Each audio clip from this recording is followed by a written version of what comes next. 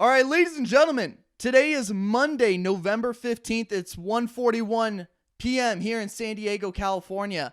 And I believe that this is my second ever three-time guest on the show. My boy, the one and only, the Zohan, Randy Costa. How we doing, my dog? Bo, what is up, man? Thanks for saving some time for us small guys. I see you out there grinding, hitting Canelo now. It's cool that you're remembering me. You're funny, dude. You're I'm funny just playing, man. I'm motherfucker. happy for all your success, dude. You're killing it. You're a good guy, bro. I appreciate you. Let's start here, okay? It's been a little bit since we last talked. But now December 11th, little pay-per-view action, a little Tony Kelley, big cage, back in Las Vegas. Like 1 to 10, what's the excitement level at? Dude, it's like a fucking 12, honestly, bro. I can't even hide it, man. I'm giddy as fuck about it. It's gonna be so cool, man. Like, like a bucket list of mine was to always fight in Vegas and this, that, the other thing, which I've done. But like, this is a real Vegas fight, like with an arena and fans at the T-Mobile. It's cool, man. I'm just really really excited. And I have a quality opponent, a tough test, man, an exciting matchup on a huge card. It's just, how can you not be fucking fired up, man? I can't wait. Dude, I'm excited for you. So, I don't know if you know this, but as of now, it looks like I will be in attendance on December 11th in Las Vegas. Let's go. I'll be there too. Yeah, pretty. Yeah, you will be. You will be. You're guaranteed to be there. I'm not guaranteed to be there. Last second they'd be like, "Yeah, Bo, it's not going to happen." I did kind of ponder this a little bit. Last couple fights, smaller cage, UFC Apex. Now you're at the pay-per-view event. Like, how different does that make training going small cage to big cage? Like, I at home, we like to bullshit and talk about it. Like, oh, huge difference, in the small cage. But this last weekend, we got the most finishes ever in a UFC event in the small cage. Like, I just don't think that's a coincidence. What's your kind of stance on it leading up to the fight? So for the fight that I have, I don't think that it's really going to play like a huge difference. If I was like Stipe and my opponent was DC, then obviously you'd see much more of a difference. But I mean, let's be real, dude. How big are 135-pound men? We're not that big, So like that change in cage really isn't a huge deal, especially since maybe my answer would be different if I was facing like a real wrestling heavy oriented kid or something like that. But I don't really have that kind of dance partner. My dance, Tony is a banger. It's very clear what he's gonna go do. He's gonna go and try to take my head off my shoulders. He's kind of probably skipped the bullshit of cuddling and rolling around on the floor for the most part. Obviously, it's an MMA fight. But I think that his general idea of the fight, he probably imagines it to take place on the feet, which I think a lot of people do. So I don't really see it affecting too much. Maybe a tiny bit, but nothing notable. So you're really, quote unquote, long for like your stature, and I feel like especially for like 135ers. Dude, what is it, 73 inches? Is that what you're listed at, 73 inches? Which is really big, but Tony's at 70 inches, so it's like not as big of a gap as I feel like sometimes you might take on in the at 135 pounds.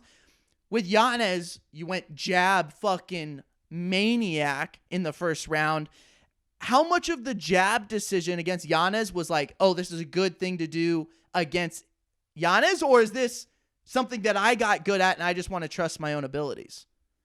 Kind of both. I went into the Giannis fight all week. I was saying, like, to my people, I was like, I'm going to jab his fucking face off. I'm going to jab his fucking face off. So that's kind of what I wanted to do because I expected him to expect me to go out there very head kick heavy. So I knew that if I planted a lot of things down the middle, that would throw his guess off, and then that would open up the head kicks, which you could kind of see that I was trying to do, but he did a great job at stopping it. But my jab is something that I've very much underutilized in the cage in actual fights, but that's probably like my primary weapon in the gym. It's just not something that I've been comfortable throwing in fights. But I guess when you throw it 4 million times in fucking 45 seconds, I guess you start getting pretty comfortable with it. So I expect I'll go out there and I'll throw a couple jabs in this fight too. Adrian scraps this Saturday, which is pretty fucking exciting. And like, obviously you guys, built that great relationship and the rapport, and then, unfortunate news kind of goes down inside of his camp. And I think it's been a rough, I'm not speaking for him. I guess I shouldn't be speaking for him, but just from the outside, it seemed like that hit him really hard, and understandably so. How much did you guys trade notes privately? Like, yo, dude, when you were doing this, there was nothing I could do. How much were you kind of talking back and forth after that fight about like the actual X's and O's of what the fuck you guys do in the cage? Yeah, man, it was actually pretty cool. So Adrian and I, obviously, a lot of people saw us online about talking about starting a podcast, which obviously got halted once, he was dealing with a loss. There were things that kind of had to take precedent before that. But what was really cool about that is, before the first time that we had talked on Twitter Spaces, we had talked probably for maybe like 35 minutes about what was working, what we thought was going to work, why we were each doing certain things based on what we were getting from each other. So it was really, really fucking cool because that's all like inside knowledge that you would want to take from someone. Like, hey, how would somebody beat me? And then he would like to hear, how would somebody beat him? So it was cool. Obviously my way obviously did not work that night, and his way did work. But I think there was a benefit from each side, because I feel like I had taken control of the fight to begin, and then he had taken it away from me. So I feel like there was a lot of learning that we both could have done from either of us, and it was just really cool because we had like a real actual, like I said, probably like 35-minute conversation, and just exchanging notes about like what we were taking based on what we were being offered in the cage, what he was doing for when I was trying X, or what I was doing when he was trying. It was really cool, man. But it's not something that you can definitely do with all of your opponents, and you have to be careful with some things with some things you're going to say, because I do wholeheartedly believe that Adrian and I will probably meet in the cage again. But we're going to be completely not redeveloped fighters, but we're going to tighten up a lot of holes in each of our games, right? But I think that what we saw on that night is the only time that you're going to see what you saw. I think we're both going to be jumping massive improvements from that fight. That fight really doesn't matter too much, aside from like the shell of like what kind of everything is. So when I'm watching Adrian on Saturday fight, like, I always ask for you guys to give me like one thing to look for. A lot of times, like, there's so much that we're like looking at when we're watching fights, and we're the newbies at home. Like, I'm going to be either drinking or I'm going to be smart. Like, again, for us, the fight game is fun, and we don't necessarily notice those small nuances or details. What is something that you're going to look for on Saturday when he fights that tells you like, oh, you know what, he's on today, or like, oh, he's not doing as much of this as I was kind of hoping? What's something you're going to watch that I should keep an eye out for? I think that, so it's tough for me to say, right? Because I know what I would do if I was going to fight Davey, but it'd be hard for me to say what I would do if I was Adrian, because Adrian beat me, right? So it's really tough for me to say, but I do kind of expect him to be a little bit more active than he was with me. Right away in the fight with us, I'm not going to say he was hesitant, but he was trying to figure out too much and not putting enough out. So I was like able to take off with it. I think with this one, you're going to see a much more like lead heavy active Adrian. I think you're going to see him pumping the jab a lot more. And I think that a massive difference in the fight is, or what could be a massive difference, is if Adrian starts getting off with his jab, like into his chest, because Davey does a lot of like crazy techniques and he has a good ground game. But if you plant that jab in his chest, it doesn't matter where he is. It's going to hit something. You can't go up and avoid the jab, and you can't come down and avoid the jab. So if I keep throwing the jab at his chest, which I think Adrian probably will, or at least try to, then that's going to stop him from, shooting in recklessly in takedowns, because that jab's going to hit him in the chin. And having that jab in his chest is obviously going to disrupt his kicking pattern. And Davey does like crazy weird kicks, like spins and side kicks, and he's like super unorthodox but super effective. But like something as simple as putting a jab like in their chest or in their face will disrupt that whole rhythm. And then that's when I think Adrian will be able to take over. I do think Adrian's going to get the finish. That actually, I feel like, again, stop me if I'm ever incorrect or bullshitting and you're like, yo, Bo, quit the cap. Saturday, Holloway versus Rodriguez, kind of similar, right? Like pressure fighter from Holloway, Rodriguez, spinny, unpredictable, whether that be a fucking kick, whether that be a backwards, upward elbow, like you just do not know it. And it kind of felt like Holloway was a pinch more apprehensive than like we sometimes are normally used to seeing with him. He kind of had to be a little more cautious. And when he did land that jab to the chest, he would catch Rodriguez off balance. So a lot of times he'd be on one foot in the middle of throwing like a spinning kick or something, and he'd fall backwards on his butt. Max would gain like top control in that exact moment that you're talking about.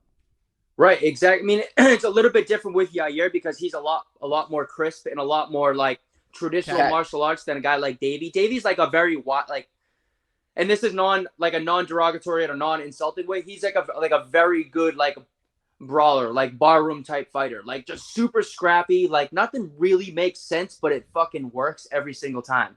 Whereas a guy like Yair, you know, he needs the way that he gets shots off is by planting. Right? Because he needs to have a leg down to get a leg up. With Davey, he can kind of be in any weird way he wants to be and throwing a limb out.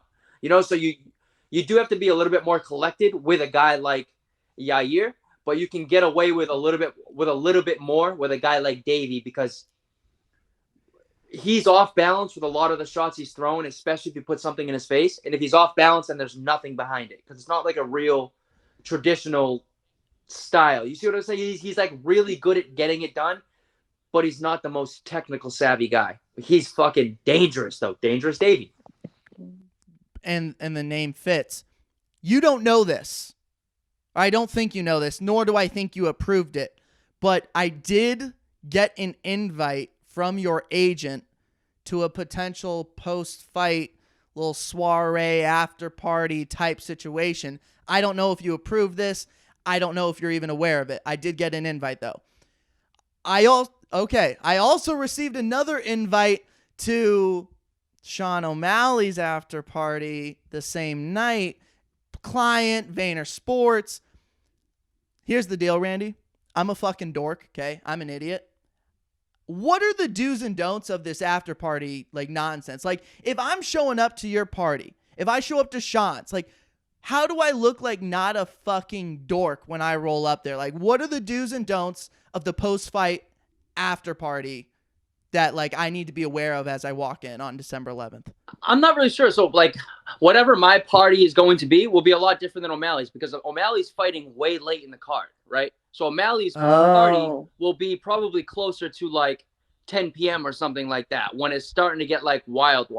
Where I'm fighting first fight of the night at 2:30 or something like that. So I'll be ready to go at 5 o'clock. So my after party may not per se be like this banger that goes all night long. It could be like, all right, we're just going to chill for X amount of hours until the fights are over or whatever. I would bet whoever, O'Malley, Poirier, all of that, whoever's on like the main card, I would imagine that their after parties are going to be fucking crazy. It's the last pay-per-view of the year in Vegas, et cetera, you know, big card, you know, belts. Yeah, dude, I don't really know the do's and don'ts. I guess just fucking don't get yourself punched in the mouth. Just be careful what you're saying. I don't know, dude. So you won't stay for the remainder of the fights. Like the moment you're done, you're like, yo, I'm out of here. I'm getting food. I'm going to go like drink or I'm going to like celebrate with friends. Like you're gone. The moment you wrap up your fight, you're out of there. Well, I mean, it's completely circumstantial. It could be anywhere from I'm in the hospital to I'm fucking going straight to Sapphire. I mean, who knows, dude? It's a complete, it's completely up in the air. I don't know, bro. So this is on air, and I don't want my girl, you know, necessarily hearing any words about Sapphire, nothing like that. I'm just saying though, like, you know, if the team heads on over, you know, you just shoot me a little text, you know, like, oh hey, we're going down the street, you know, feel free to stop by type situation. A couple of guys being dudes, I'll meet you at the pizza spot, right? Perfect, the pizza spot. Just two Portuguese brothers getting some slices. That's all it is. Guys being dudes. Guys being dudes.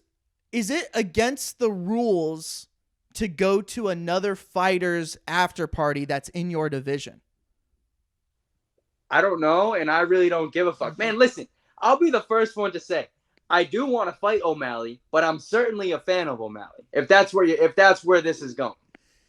I guess it wasn't even like specific to O'Malley. Just that night is like O'Malley's having the same, fight of the night. But like, if someone else was doing it, or like, I don't know, someone that is still repped by your agent or trains in the same camp, or, is a Sanford guy. I just didn't know like how kind of cautious you have to be when it comes to like, guys are drinking the same night as a fight. I didn't know if there were any kind of unwritten rules when it comes to that shit. I'm fighting December 11th against Tony Kelley. Anybody that's not named Tony Kelley after the fight in Vegas, we're getting drunk. I don't care who you. I don't give a fuck. The fight's over. I went there for business, and that's what I'm going for. Yeah, there to grab a paycheck, have some fun, and full fucking send. Full fucking send is right, bro. Brother, I am so excited for you, okay? I hope I'm there on December 11th. You're going to fucking kill it. Sorry for the bullshit, dumb questions about the after party. Again, I'm the dork, dude. I'm trying to figure this shit out. I don't want to roll up, be killing the vibes by any means. So I want to at least come to a guy I could trust and get some quality advice from. Yeah, bro. We'll talk it over some pizza at Sapphire. We'll figure it out. We'll make sure we get to these parties all right. Perfect. My guy, perfect. Dog, enjoy the rest of your week. Keep crushing training camp. Stay healthy. December 11th, my guy. I will see you in Las Vegas. Let's get it, bro. Look forward to meeting you, Bo. Have a good night, man. We'll talk soon.